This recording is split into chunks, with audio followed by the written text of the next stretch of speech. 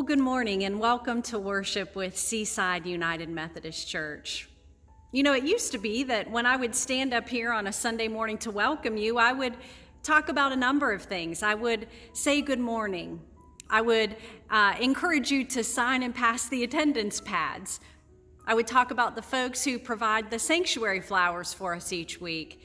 I would give a special welcome to our visitors, and we'd pass out a small gift to any of them brave enough to raise their hands, and of course would invite them to a special reception in our church parlor following the service so that we could get to know them. And then of course I would share in announcements. What are some of the things that would have been coming up that week? Things for you to engage and ways for you to continue to be a part of our community of faith. I haven't been able to do that, and when we get back together, it's still going to look a little bit different, isn't it? For one thing, you'll most likely be wearing a mask, and I won't get to see you laugh at my really corny jokes that I like to tell, right? We won't have as many things to perhaps invite you to, or the things that we do have will look a little bit different. Maybe large gatherings won't happen for a while. Maybe some things that normally are inside will be outside. Maybe some things that would normally include gathering might include sitting in our cars. We just don't know. But I do want to share with you this morning, as we begin our time of worship, something to celebrate. We always like to look forward at what God is going to be doing in our lives, but we also want to celebrate the things that God has done.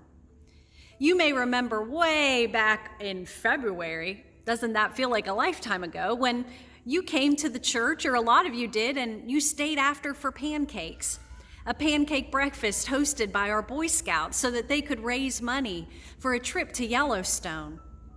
There was a brief period of time where they didn't think that trip was going to happen, but luckily they were able to go. And so following this welcome video, I hope that you will watch the next video to come up on the playlist, which is just a short 1.5-minute slideshow of some of the highlights of the boys' trip.